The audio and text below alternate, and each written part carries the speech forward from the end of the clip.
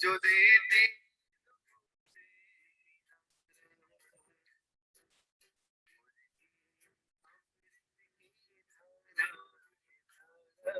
जो देती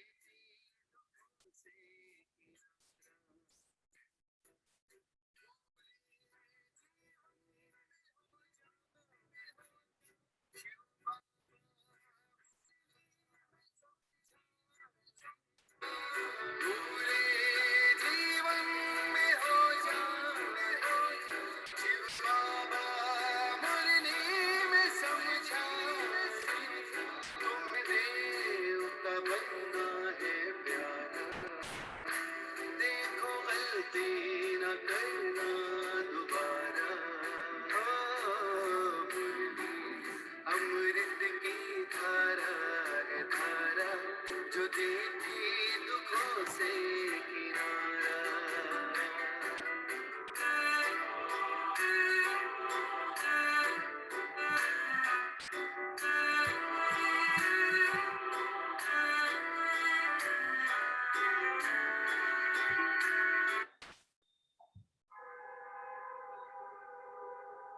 ओम शांति। ओम शांति। ओम शांति। सभी रिलैक्स होकर बैठें। बुद्धि को चारों तरफ से हटाकर पूरा ध्यान भ्रिकुटी के मध्य में। ये मुझ आत्मा का निवास स्थान है। मैं आत्मा इस शरीर की मालिक हूँ। मैं आत्मा इन कर्मेंद्रियों की मालिक हूँ। मैं आत्मा बहुत बहुत बहुत भाग्यवान हूँ कि परम पिता परमात्मा ने मुझे अपना बनाया है और रोज मुझे गुणों से, शक्तियों से, ज्ञान से भरपूर करते जाते हैं। शुक्रिया मेरे बाबा, शुक्रिया मुझे अपना बनाने के लिए, मुझे रोज पढ़ाने के लिए, मुझे पतित से पावन बनाने के लिए।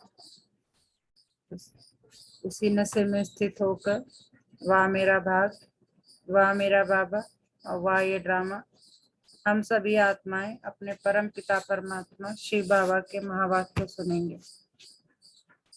ओम शांति। ओम। आज 29 अगस्त 2021 बाबा के महावाक्य हैं। पहले सुनते हैं मुरली का सार।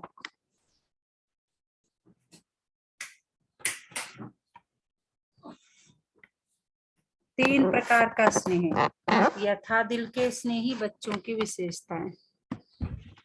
तीन प्रकार का स्नेह तथा दिल के स्नेही बच्चों की विशेषताएं।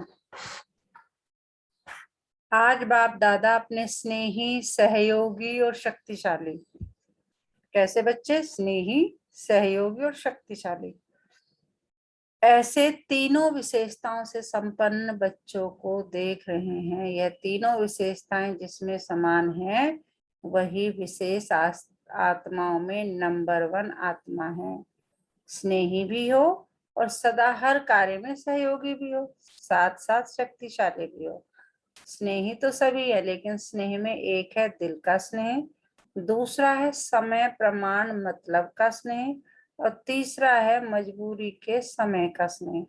जो दिल का स्नेही है उसकी विशेषता यह होगी वह सर्व संबंध और सर्व प्राप्ति सदा सहज स्वतः अनुभव करेंगे। एक संबंध की अनुभूति में भी कमी नहीं। जैसा समय वैसे संबंध के स्नेही के भिन्न भिन्न अनुभव करने वाले, समय को जानने वाले और समय प्रमाण संबंध को भी जानने वाले होंगे। अगर बाप जब शिक्षक के रूप में श्रेष्ठ पढ़ाई पढ़ा रहे हैं, ऐसे समय पर शिक्षक के संबंध का अनुभव न कर सखा रूप की अनुभूति में मिलन मनाने व रूरिहान करने में लग जाएं, तो पढ़ाई की तरफ अटेंशन नहीं होगा। पढ़ाई के समय अगर कोई कहे कि मैं आवाज से परिस्थिति में बहुत शक्तिशाली अनुभव कर रहा हूँ, तो पढ़ाई के समय क्या ये राइट है? पूछ रहे हैं बाबा कि क्या ये राइट है? क्योंकि जब आप शिक्षक के रूप में पढ़ाई द्वारा श्रेष्ठ पद की प्राप्ति कराने आते हैं तो उस समय टीचर के सामने गॉडली स्टूडेंट लाइफ ही यथार्थ है। इसको कहा जाता है समय की पहचान, समय की पहचान, प्रमाण संबंध की पहचान, संबंध प्रमाण स्नेह के प्राप्ति की अनुभूति। यही बुद्धि को एक्सरसाइज कराओ, जो जैसा चाहे जिस समय चाहे वैसे स्वरूप और स्थिति में स्थित हो सके। जैसे कोई शरीर में भारी है, बोझ है, तो अपने शरीर को सहज जैसे चाहे वैसे मोल नहीं कर सकेंगे। ऐसे ही अगर मोटी बुद्धि है अर्थात किसी न किसी प्रकार का व्यर्थ बोझ व व्यर्थ किचड़ा बुद्धि में भरा हुआ है, कोई न कोई अशुद्धि है, तो ऐसी बुद्धि वाला जिस समय चाहे वैसे बुद्धि को मोल्ड नहीं कर सकेगा। इसलिए बहुत स्वच्छ महीन अर्थात अति सूक्ष्म बुद्धि, दिव्य बुद्धि, बेहद की बुद्धि, विशाल बुद्धि चाहिए। ऐसी बुद्धि वाले ही सर्व संबंध का अनुभव, जिस समय जैसा संबंध वैसे समय के स्वरूप का अनुभव कर सकेंगे। तो स्नेही सभी है, लेकिन सर्व संबंध का स्नेह समय प्रमाण अनुभव करने वाले सदा ही इसी अनुभव में इतने बिजी रहते, हर संबंध के भिन्न भिन्न प्राप्तियों में इतना लवलीन रहते, मगन रहते, जो किसी भी प्रकार का विघ्न अपनी तरफ झुका नहीं सकता। इसलिए स्वतः ही सहज योगी स्थिति का अनुभव करते हैं। इसको कहा जाता है नंबर 1 यथार्थ स्नेही आत्मा। स्नेह के कारण ऐसी आत्मा को समय पर स्नेह के कारण ऐसी आत्मा को समय पर बाप द्वारा हर कार्य में स्वतः ही सहयोग की प्राप्ति होती रहती है। इस कारण स्नेह अखंड, अटल, अचल, अविनाशी अनुभव होता है। समझा? यह है नंबर 1 स्नेही की विशेषता। दूसरे तीसरे का वर्णन करने की तो आवश्यकता ही नहीं, क्योंकि सब अच्छी तरह से जानते हो। तो बाप दादा ऐसे स्नेही बच्चों को देख रहे थे। आदि से अब तक स्नेह एक रस रहा है। वह समय प्रमाण, समस्या प्रमाण, वह ब्राह्मण आत्माओं के संपर्क प्रमाण बदलता रहता है। इसमें भी फर्क पड़ जाता है ना। आज स्नेह का सुनाया, फिर सहयोग और शक्तिशाली, तीनों विशेषताओं वाली आत्मा का महत्व सुनाएंगे। तीनों ही जरूरी है। बाबा कह रहे तीनों ही जरूरी है, स्नेह, सहयोग और शक्तिशाली। आज बाबा कह रहे मैं स्नेह के बारे में सुना रहा हूँ, बाद में फिर इनके बारे में सुनाएंगे। आप सब तो ऐसे स्नेही हो, आप सब तो ऐसे स्नेही हो ना। प्रैक्टिस है ना, जब जहां बुद्धि को स्थित करना चाहो ऐसे कर सकते हो ना। पूछ रहे हैं बाबा। कंट्रोलिंग पावर है ना, रूलिंग पावर तब आती है जब पहले कंट्रोलिंग पावर हो। और जो स्वयं कोई कंट्रोल नहीं कर सकता वह राज्य को क्या कंट्रोल करेगा। इसलिए स्वयं को कंट्रोल में चलाने की शक्ति का अभ्यास अभी से चाहिए, तभी राज्याधिकारी बनेंगे। समझा? आज तो मिलने वालों की कोटा पूरी करनी है। देखो संगम युग पर कितना भी संख्या के बंधन में बांधे, लेकिन बंध सकते हो। संख्या से ज्यादा आ जाते हैं, इसलिए समय को, संख्या को और जिस शरीर का आधार लेते हैं उसको देख उसी विधि से चलना पड़ता है। वतन में यह सब देखना नहीं पड़ता, क्योंकि सूक्ष्म शरीर की गति स्थूल शरीर से बहुत तीव्र है। एक तरफ साकार शरीरधारी, दूसरी तरफ फरिश्ता स्वरूप, दोनों के चलने में कितना अंतर होगा।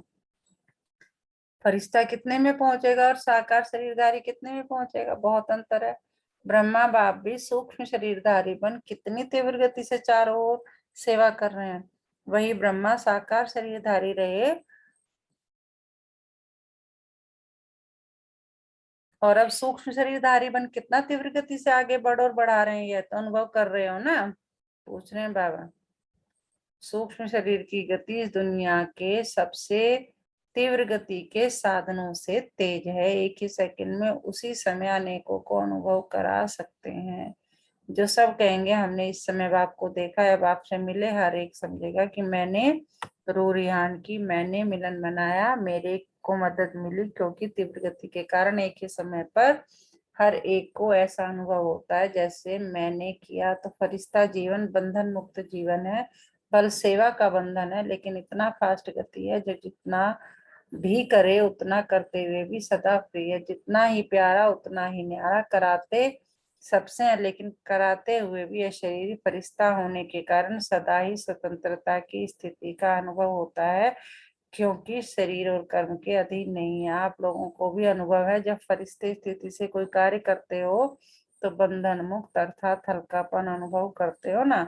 और जो है ही फरिश्ता, लोक भी वह है तो शरीर भी वह है, तो क्या अनुभव होता होगा, जान सकते हो ना। अच्छा, चारों ओर के सर्व दिल के स्नेही बच्चों को, सदा दिव्य विशाल बेहद बुद्धिमान बच्चों को, कितनी महिमा कर रहे देखो बाबा हमारे, सदा ब्रह्मा बाप समान फरिश्ता स्थिति का अनुभव कर तीव्र गति से सेवा में स्वयं उन्नति में सफलता को प्राप्त करने वाले सदा सहयोगी बन बाप के सहयोग का अधिकार अनुभव करने वाले ऐसे विशेष आत्माओं को, समान बनने वाली महान आत्माओं को बाप दादा का याद प्यार और नमस्ते। हम रूहानी बच्चों की रूहानी माँ पिता बाप दादा को सर्व संबंधों से याद प्यार, गुड मॉर्निंग, नमस्ते बाबा, नमस्ते, शुक्रिया बाबा, शुक्रिया। हमें अपना बनाने के लिए, हमें रोज पढ़ाने के लिए, हमें पतित से पावन बनाने के लिए। अव्यक्त बाप दादा से पर्सनल मुलाकात। सदा बेफिक्र बादशाह हो ना। जब बाप को जिम्मेदारी दे दी तो फिक्र किस बात का। जब अपने ऊपर जिम्मेदारी रखते हो तो फिर फिक्र होता है क्या होगा, कैसे होगा। और जब बाप के हवाले कर दिया तो फिक्र किसको होना चाहिए, बाप को या आपको। और बाप तो सागर है, उसमें फिक्र रहेगा ही नहीं, तो बाप भी बेफिक्र और बच्चे भी बेफिक्र हो गए। तो जो भी कर्म करो, कर्म करने से पहले ये सोचो कि मैं ट्रस्टी हूँ। ट्रस्टी काम बहुत प्यार से करता है लेकिन बोझ नहीं होता है। ट्रस्टी का अर्थ ही है सब कुछ बाप तेरा, तो तेरे में प्राप्ति भी ज्यादा है और हल्के भी रहेंगे, काम भी अच्छा होगा, क्योंकि जैसी स्मृति होगी वैसी स्थिति होगी, जैसी स्मृति होगी वैसी स्थिति होगी। तेरा माना बाप की स्मृति, कोई रिवाजी महान आत्मा नहीं है, बाप है। तो जब तेरा कह दिया तो कार्य भी अच्छा और स्थिति भी सदा बेफिक्र। जब बाप आकर ऑफर कर रहा है तो क्या कह रहे हैं बाबा, जब बाप ऑफर कर रहा है तो फिक्र दे दो। ऑफर कर रहा है ना बाबा तो फिक्र दे दो। फिर भी अगर ऑफर नहीं माने तो क्या कहेंगे, बाप की ऑफर है, बोझ छोड़ो। तो सदा बेफिक्र रहना है और दूसरे को बेफिक्र बनने की अनुभव से विधि बतानी है, बहुत आशीर्वाद मिलेगी। किसका बोझ बेफिक्र ले लो तो दिल से दुआएं देंगे, तो स्वयं भी बेफिक्र बादशाह और दूसरों की भी शुभ भावना की दुआएं मिलेगी। तो बादशाह हो, अविनाशी धन के बादशाह हो। बादशाह को क्या परवाह, विनाशी बादशाहों को तो चिंता रहती है, लेकिन यह अविनाशी है। अच्छा, अविनाशी सुख और अल्पकाल का सुख दोनों के अनुभवी हो ना। अल्पकाल का सुख है स्थूल साधनों का सुख और अविनाशी सुख है ईश्वरीय सुख। तो सबसे अच्छा सुख कौन सा है, ईश्वरीय सुख जब मिल जाता है तो विनाशी सुख आपे ही पीछे पीछे आता है। जैसे कोई धूप में चलता है तो उसके पीछे पीछे परछाई आपे आती है, और अगर कोई परछाई के पीछे पीछे जाए तो कुछ नहीं मिलेगा। तो जो ईश्वरीय सुख की तरफ जाता है उसके पीछे अल्पकाल का सुख स्वतः ही परछाई की तरह आता रहेगा, मेहनत नहीं करनी पड़ेगी। जैसे कहते हैं जहाँ परमार्थ होता है वहां व्यवहार स्वतः सिद्ध हो जाता है। ऐसे ईश्वरीय सुख है परमार्थ और विनाशी सुख है व्यवहार। तो परमार्थ के आगे व्यवहार आप ही आता है, तो सदा इसी अनुभव में रहना जिससे दोनों मिल जाए, नहीं तो एक मिलेगा और वह भी विनाशी होगा। कभी मिलेगा कभी नहीं मिलेगा, क्योंकि चीज ही विनाशी है, उससे मिलेगा ही क्या। जब ईश्वरीय सुख मिल जाता है तो सदा सुखी बन जाते हैं, दुख का नाम निशान नहीं रहता। ईश्वरी सुख मिला माना सब कुछ मिला, कोई अप्राप्ति नहीं रहती। अविनाशी सुख में रहने वाला विनाशी चीजों को न्यारा होकर यूज करेगा, फंसेगा नहीं। अच्छा, सदा अपने को सदा अपने को कल्प पहले वाले विजयी पांडव समझते हो? पूछ रहे हैं बाबा। जब भी पांडवों के यादगार चित्र देखते हो तो ऐसा लगता है कि यह हमारा यादगार है। तो पांडव अर्थात सदा मजबूत रहने वाले, इसलिए पांडवों के शरीर लंबे चौड़े दिखाते, कभी कमजोर नहीं दिखाते। आत्मा बहादुर है, शक्तिशाली है, उसके बदले में शरीर शक्तिशाली दिखाए हैं। अब आत्मा शक्तिशाली है, उसे कैसे दिखाया जाए? तो एक मतलब शरीर शारीरिक रूप में दिखा देते हैं। पांडवों की विजय प्रसिद्ध है। कौरव अशोणी होते भी हार गए और पांडव 5 होते हुए भी जीत गए। क्यों क्यों विजयी बने? क्योंकि पांडवों के साथ बाप है, पांडव शक्तिशाली है, आध्यात्मिक शक्ति है, इसलिए अक्षोणी कौरवों की शक्ति उनके आगे कुछ भी नहीं है। ऐसे हो ना, पूछ रहे हैं बाबा, पांडव हो ना, कोई भी सामने आए, माया किस भी रूप में आए, तो भी वह हार खाकर जाए, जीत ना सके, इसको कहते हैं विजयी पांडव। माताएं भी पांडव सेना में हो ना, या घर में रहने वाली हो। जो कमजोर होता है वह घर में छिपता है, बहादुर मैदान में आता है। तो कहाँ रहती हो, मैदान में या घर में? पूछ रहे हैं माताओं से बाबा। तो सदा इस नशे में आगे बढ़ते रहो कि हम पांडव सेना के विजयी पांडव हैं। अपने को बेहद के निमित्त सेवाधारी समझते हो? बेहद के सेवाधारी अर्थात किसी भी मैंपन के व मेरेपन की हद में आने वाले नहीं। बेहद में न मैं है न मेरा है, सब बाप का है, मैं भी बाप का, तो सेवा भी बाप की। इसको कहते हैं बेहद सेवा। ऐसे बेहद के सेवाधारी हो या हद में आ जाते हो? बेहद के सेवाधारी बेहद का राज प्राप्त करते हैं। सदा बेहद बाप, बेहद सेवा और बेहद राज भाग, यही स्मृति में रखो तो बेहद की खुशी रहेगी। हद में खुशी गायब हो जाती है, बेहद में सदा खुशी रहेगी। अच्छा, विदाई के समय अभी तो सेवा के प्लान बहुत अच्छे बनाए हैं। सेवा भी वास्तव में उन्नति का साधन है। अगर सेवा को सेवा की रीति से करे तो सेवा लिफ्ट देती है आगे बढ़ने की। सिर्फ प्लान बुद्धि बनकर प्लान बनाए, जरा भी कुछ यहाँ वहाँ का मिक्स ना हो। जैसे कोई बढ़िया चीज बनाकर रखो और यहाँ वहाँ की हवा में कुछ खिचड़ा पड़ जाए तो क्या हो जाएगा? तो संभाल कर रखते हैं ना, तो यहाँ वहाँ का कुछ भी मिक्स नहीं हो जाए, ऐसे सेवा के प्लान अच्छे बनाते हैं।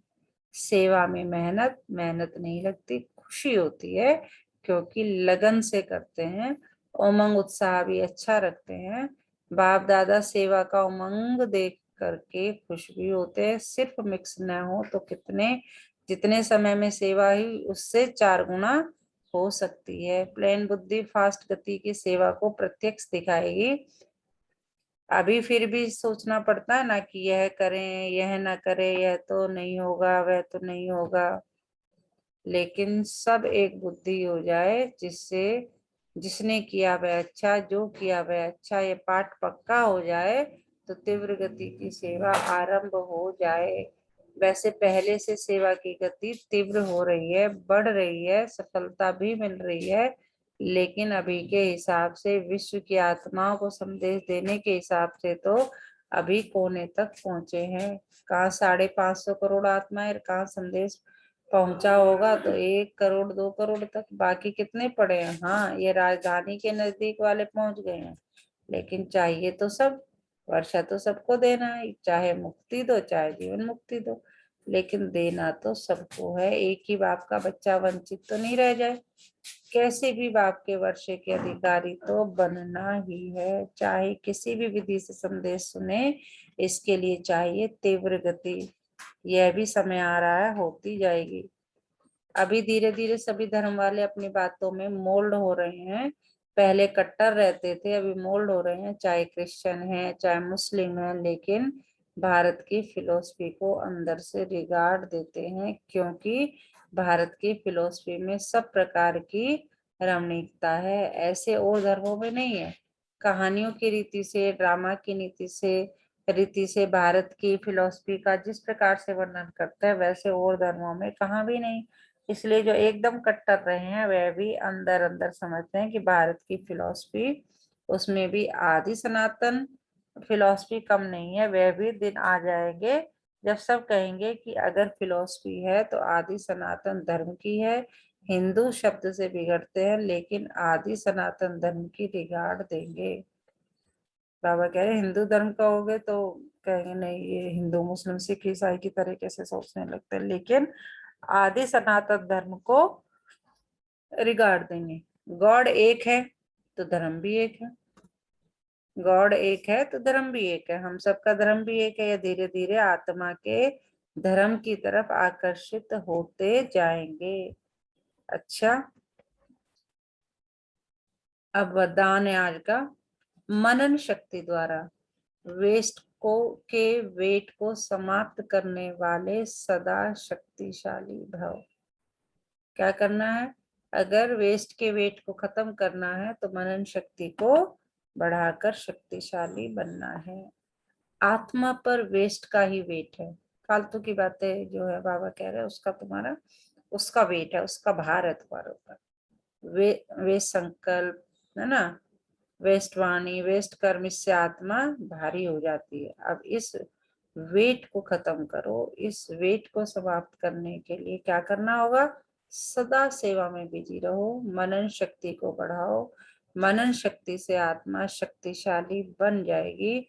जैसे भोजन हजम करने से खून बनता है फिर वह शक्ति का काम करता है, ऐसे मनन करने से आत्मा की शक्ति बढ़ती है। स्लोगन क्या है आज का? जो अपने स्वभाव को सरल बना लेते हैं उनका समय व्यर्थ नहीं जाता। जो अपने स्वभाव को सरल बना लेते हैं उनका समय व्यर्थ नहीं जाता। आज का मीठा मोती, मैं इस शरीर को चलाने वाली आत्मा हूँ। जब ये सदा याद रहे तो आत्मा के पिता परमात्मा भी अपने आप याद रहेंगे। जब ये याद रहे मैं कौन, तो स्वतः अपने आप याद आ जाएगा कि मेरा पिता कौन। तो आज पूरा दिन किस समान में रहना है? मैं बाप से दिल का स्नेह रखने वाली आत्मा हूँ। मैं बाप से दिल का स्नेह रखने वाली आत्मा हूँ। तो इसके लिए क्या करना पड़ेगा? ऐसे बच्चे क्या क्या होते हैं कि ऐसे बच्चे जो दिल से स्नेह रखते हैं, हर संबंध की भिन्न भिन्न प्राप्तियों में इतना लवलीन रहते हैं, इतना मग्न रहते हैं, जो किसी भी प्रकार का विघ्न अपनी तरफ आकर्षित नहीं कर सकता। इसीलिए स्वतः ही सहज योगी स्थिति का अनुभव करते हैं। तो बाबा क्या कह रहे हैं? आज पूरा दिन हम सब जो है इस समान में रहेंगे। मैं बाप से दिल का स्नेह रखने वाली आत्मा हूँ। अच्छा, ओम शांति।